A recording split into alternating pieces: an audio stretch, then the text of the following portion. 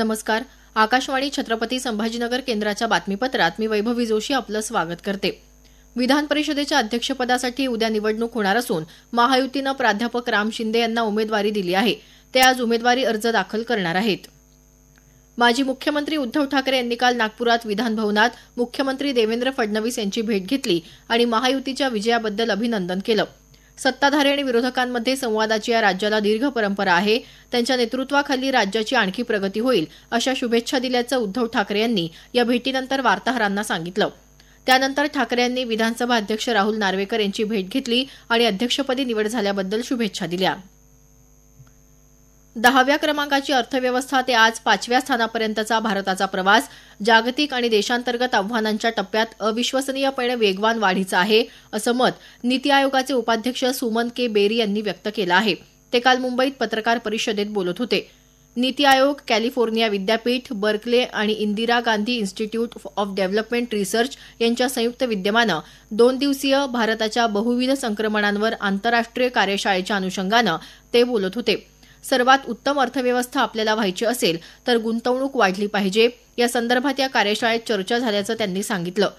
वातावरणातील बदल आणि नागरिकीकरण ही महत्वाची आव्हानं असताना आमची भूमिका ही पुढचे 10 वर्ष कसे असतील ही असल्याचं बेरी यांनी नमूद केलं. लोकसभेत काल 87,762 कोटी रुपयांच्या पुरवणी मागण्या मंजूर झाल्या. भारत हा जगात सर्वाधिक वृद्धिदर नोंदवणारा देश आहे.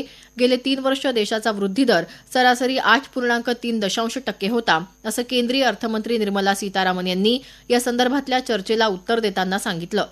केंद्र सरकारनं 11 लाख कोटी रुपयांहून अधिक खर्च पायाभूत सुविधांवर करायचा ठरवला आहे.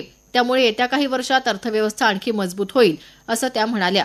संयुक्त पुरोगामी आघाडीच्या सरकारच्या तुलनेत राष्ट्रीय लोकशाही आघाडी सरकारच्या काळात किरकोळ, खाद्य आणि इंधन महागाई मोठ्या प्रमाणात कमी झाल्याचं सीतारामन यांनी सांगितलं. करदात्यांना अधिक सेवा देण्याच्या उद्देशानं 4 नव्या उपक्रमांची घोषणा केंद्रीय अप्रत्यक्ष कर आणि सीमाशुल्क मंडळाचे अध्यक्ष संजय कुमार अगरवाल यांनी केली आहे. या 4 उपक्रमांमध्ये नागरिकांची सनद, संपूर्ण कर संबंधित माहितीसाठी सुविधा केंद्र, सूचना करण्यासाठी व्यवसाय सुलभता टॅब आणि कर भांडारासाठी सीबीआयसी संग्रह यांचा समावेश आहे. यामुळे करसेवेमध्ये पारदर्शकता आणि विश्वास वाढीस लागेल. करदात्यांना सक्षम बनवून आणि त्यांच्या सूचनांचा समावेश करून एक सुलभ प्रणाली तयार केली जाईल, अशी माहितीही त्यांनी दिली. नागपूरमधल्या मेट्रो रेल्वे प्रकल्पाच्या दुसऱ्या टप्प्याला चालना देण्यासाठी आशियाई विकास बँकेकडून 1,547 कोटी रुपयांचं अर्थसहाय्य मिळणार आहे. विधानभवनातल्या मंत्रिमंडळ सभागृहात काल मुख्यमंत्री देवेंद्र फडणवीस यांच्या उपस्थितीत सामंजस्य करार करण्यात आला. या प्रकल्पामुळे नागपूर शहरासह परिसराच्या विकासाला आणखी गती मिळेल, असं फडणवीस यांनी सांगितलं. नागपूर मेट्रो प्रकल्पाच्या दुसऱ्या टप्प्यासाठी आशियाई विकास बँक आणि युरोपियन इन्व्हेस्टमेंट बँक यांच्याकडून एकूण 3,586 कोटी रुपयांचा वित्तपुरवठा करण्यात येणार आहे. धुळे जिल्ह्यातल्या पळासनेर जंगलात पैशांचा पाऊस पाडण्याच्या वादातून गोळीबार करण्यात आला. या प्रकरणी धुळे पोलीस दलाच्या स्थानिक गुन्हे अन्वेषण शाखा आणि शिरपूर तालुका पोलिसांनी मध्य प्रदेशमधल्या खंडवामधून 4घांना अटक केली आहे.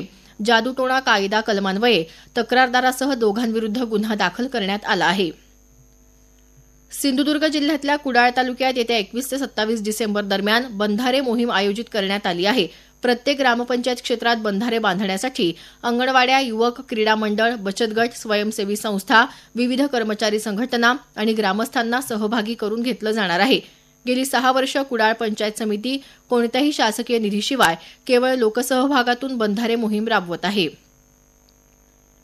ग्रामीण भागातल्या नागरिकांना दरडोई 55 लिटर शुद्ध पिण्याचं पाणी मिळावं या उद्देशानं राज्य शासनानं जलजीवन मिशन योजना सुरू केली आहे.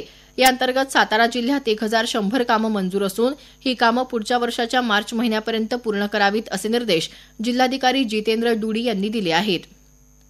राज्यात सध्या थंडीचा प्रचंड कडाका जाणवत असून मध्य महाराष्ट्रात काही ठिकाणी तर कोकण आणि विदर्भात तुरळक ठिकाणी किमान तापमानात लक्षणीय घट झाली आहे. आज राज्यात सर्वत्र हवामान कोरडं राहील, असा हवामान विभागाचा अंदाज आहे. याबरोबरच हे बातमीपत्र संपलं. यानंतर आपण आमचं हे बातमीपत्र AIR छत्रपती संभाजीनगर या YouTube चॅनलवर पुन्हा कधीही ऐकू शकता.